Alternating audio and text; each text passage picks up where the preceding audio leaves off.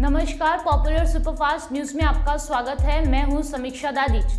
आज इस superfast news में बात होगी योगी मंत्रिमंडल में जल्द बदलाव की, भगवंत मान को मिली जेड प्लस सुरक्षा की बात करेंगे। अमित शाह ने हाईकोर्ट को बताया मणिपुर की आग के जिम्मेदार की। सचिन पायलट ने कांग्रेस को दिया है अल्टीमेटम की, साथ ही जानेंगे क्या जेल से बाहर निकलेंगे आप नेता सत्येंद्र जैन की।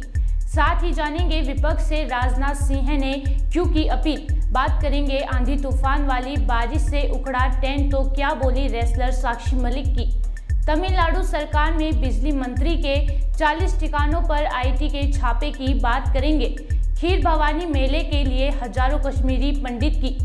आखिर में बात होगी राष्ट्रपति को इनवाइट नहीं करने पर भड़के संजय राउत की। इसके साथ ही और भी कई खबरों से आपको करवाएंगे रूबरू।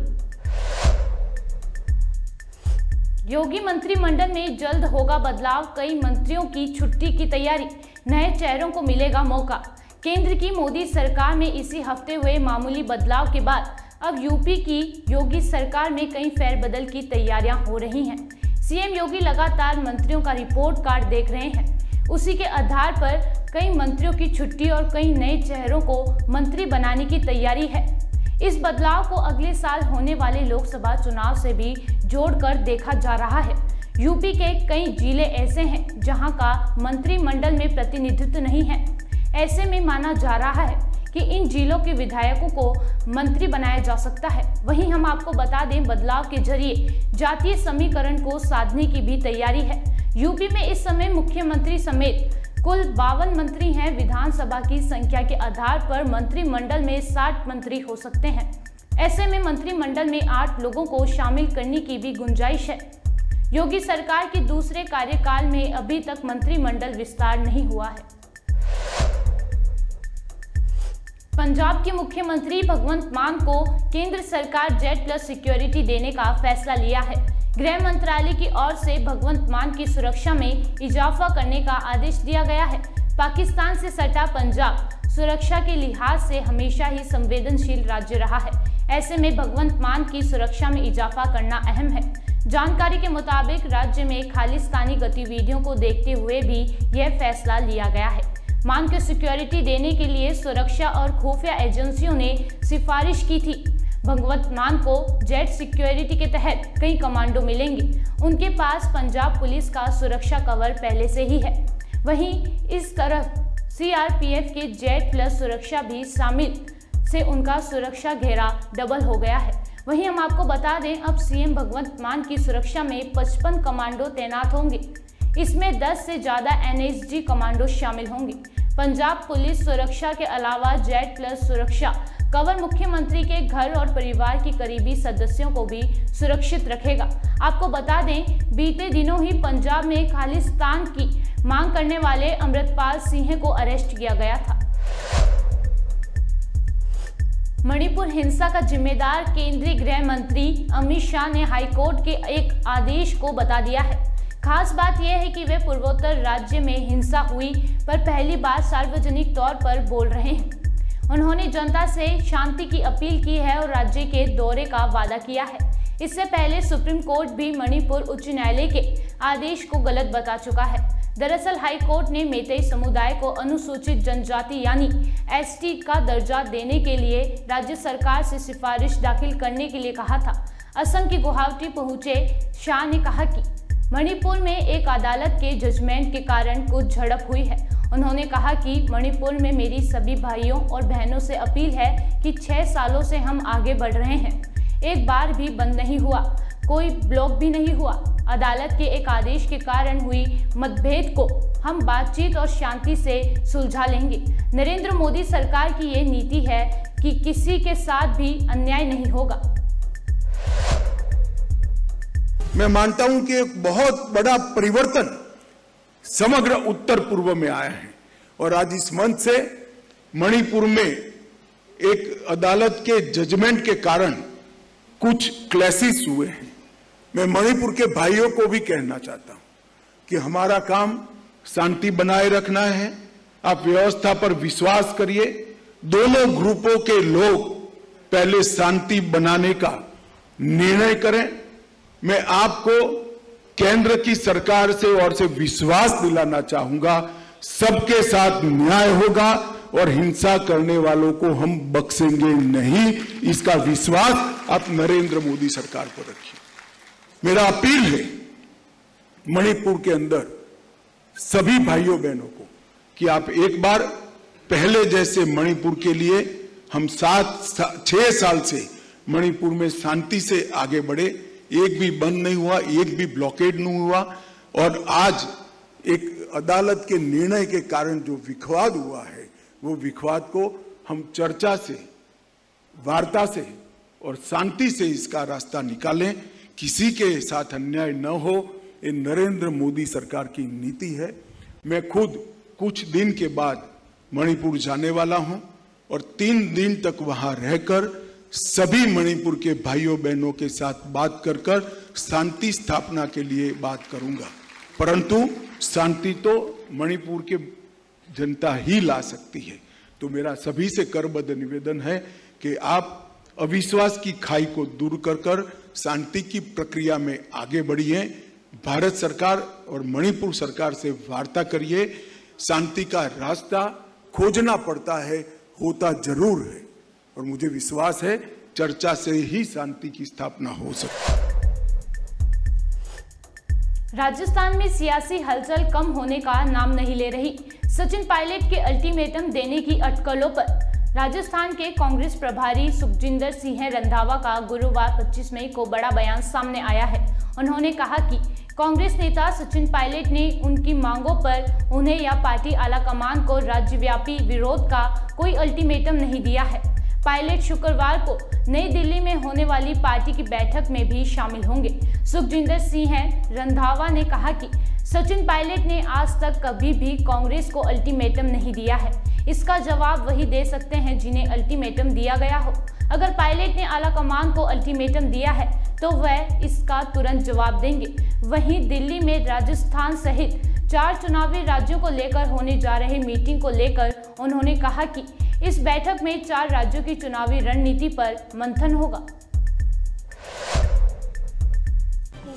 देखिए, वो अभी उनका अल्टीमेटम है चीफ मिनिस्टर को। उनके अल्टीमेटम का जवाब चीफ मिनिस्टर दे सकते हैं। जब कांग्रेस के पास आएगा फिर मैं आपको जरूर जवाब दूंगा। पायलट उस मीटिंग में आएंगे जो राजस्थान को लेकर मीटिंग उन्हें अगर आप कहते हैं जरूर बुलाएंगे।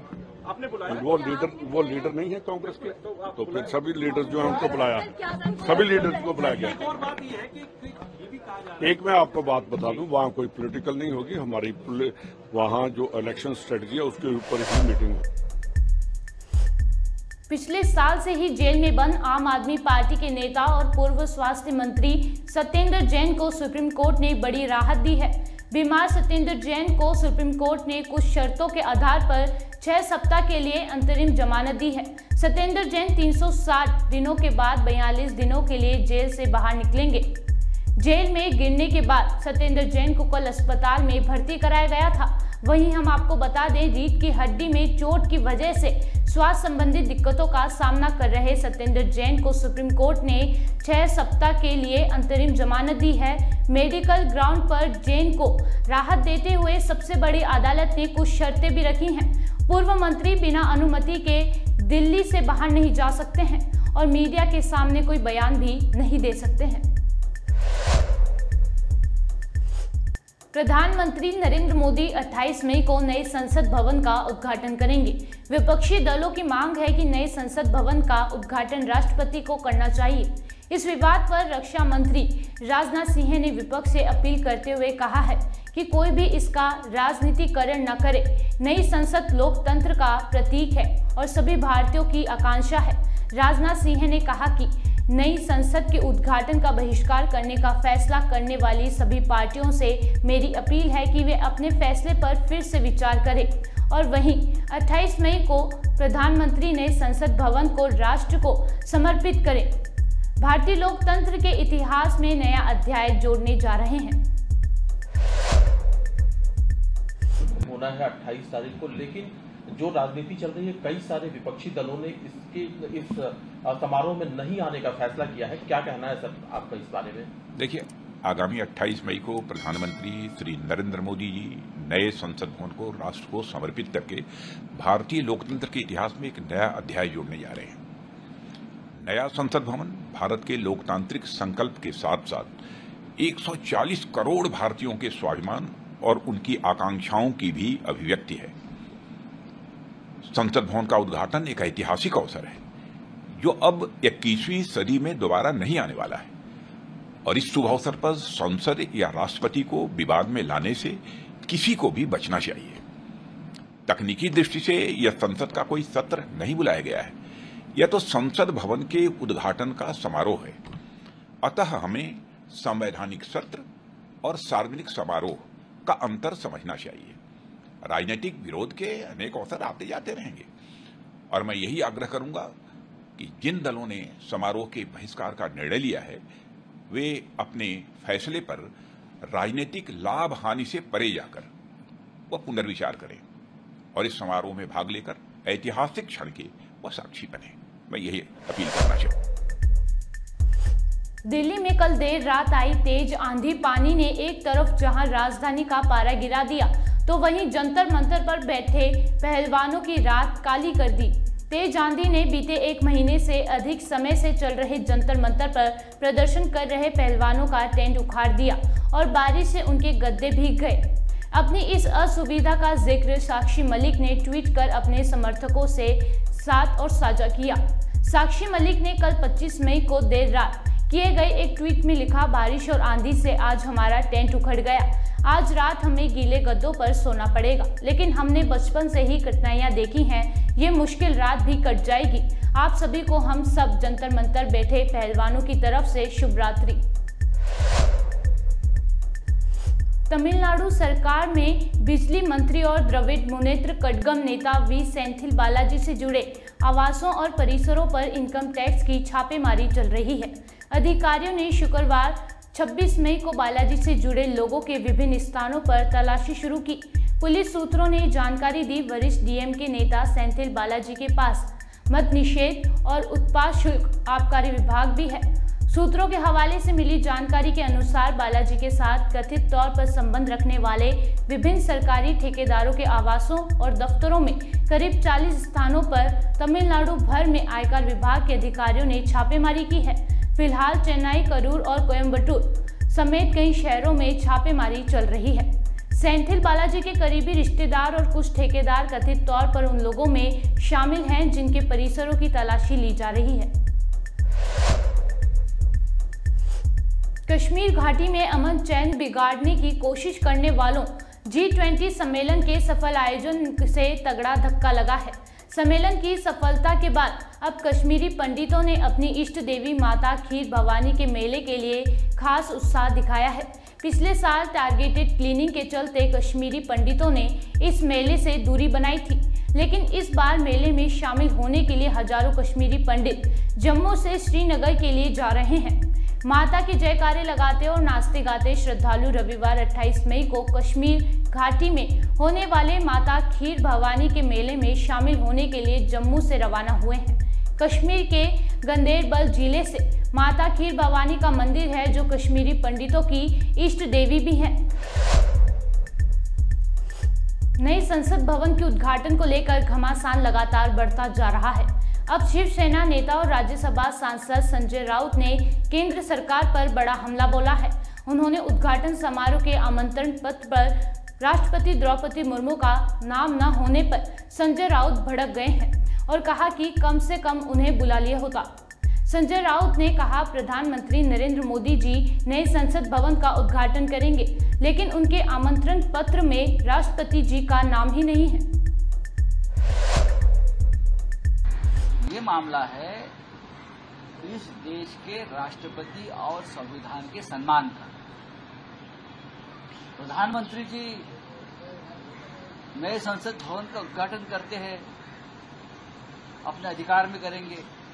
लोकसभा के अध्यक्ष ने उन्हें इनवाइट किया है, लेकिन अगर आप निमंत्रण पत्रिका देखें, अगर आप कार्ड्स देखें,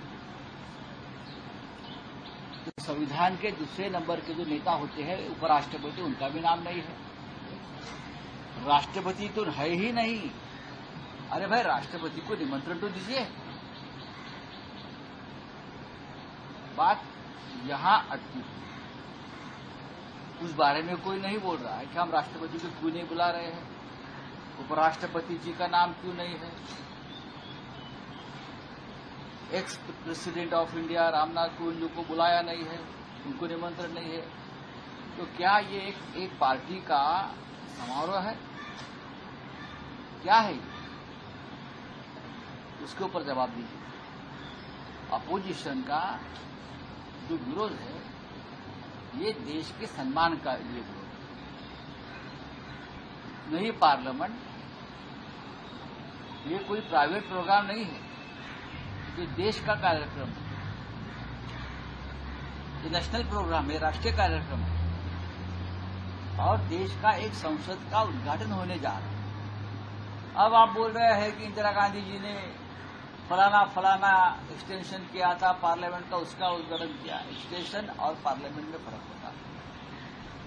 राजीव गांधी जी ने लाइब्रेरी का उद्घाटन किया था, लाइब्रेरी की इमारत और पार्लियामेंट का। वहां सत्र नहीं बैठता है, सत्र तो पार्लियामेंट में होता है।